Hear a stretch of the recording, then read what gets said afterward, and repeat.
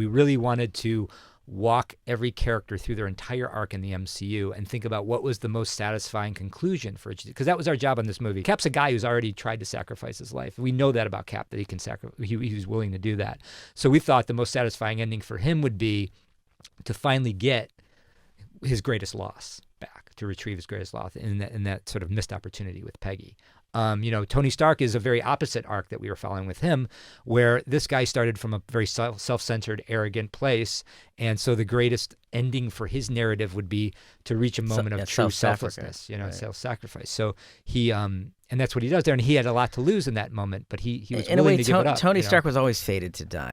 How's it going, everybody? It's Warren, and the ending to Avengers Endgame when Tony Stark says, "I am Iron Man," and snaps his fingers is quite possibly the saddest moment in the MCU. However, it could also possibly be one of the most fulfilling scenes in the entirety of the MCU. Iron Man saved the universe, and we wouldn't have it any other way, and according to the Russo brothers, it couldn't be any other way. Previously, the Russo brothers have spoken about how, narratively, it made sense. Iron Man was the closest to Thanos that could get the Infinity Gauntlet, so therefore he snapped. But now they have recently opened up in an interview, as far as characters are concerned, it could have only been Iron Man to perform the snap and make that sacrifice. I'll show footage of the interview and break it all down, but first, be sure to hit the subscribe button. Right now, I'm doing a giveaway, picking 3 winners at the 400,000 subscriber mark to choose one item from the Marvel Legends series collection. Tony Stark was always fated to die. He's a futurist, and he always saw on the horizon the danger that was coming, and that's why he tried to create a suit of armor around the world in Ultron, and he always said it's coming from up there. He could feel it, and he would never rest, and Pepper says this to him in the movie. Would you be able to rest, when he talks about, taking this discovery of time travel and putting it in a box and throwing it at the bottom of the lake, and she says, yeah, but could you rest? And he can't. He can't rest until the job is done, and if it requires sacrificing his life to do it.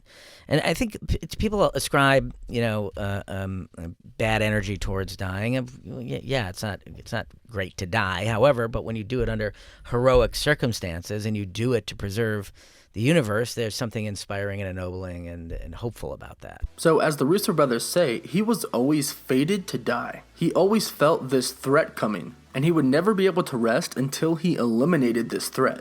This is something that we've heard him say has been eating away his mind since the very first Avengers film when he went inside the wormhole. Ever since that moment, the greater threat that is Thanos has been haunting him. And we saw it haunt him throughout all of the films in the MCU that he was in. In Iron Man 3, he literally couldn't rest. And then in Age of Ultron, this is why he built Ultron, to stop these great threats that are coming from outer space. And like Joe Russo said, that is why he wanted the suit of armor around the world. And this is something that Tony even says to Steve in Avengers Endgame. So this is something that Tony has taken responsibility for. In his mind, it was his job to save the universe, no matter what the cost, even if that was sacrificing himself, even when he had a wife and a daughter. It was Tony Stark's personal mission to save the world and the universe, which is why it had to be Tony Stark to perform that final snap in Avengers Endgame. So that's why it had to be Tony Stark to perform that final snap according to the Russo brothers in Avengers Endgame. Let me know what you think about what the Russo brothers had to say in that interview.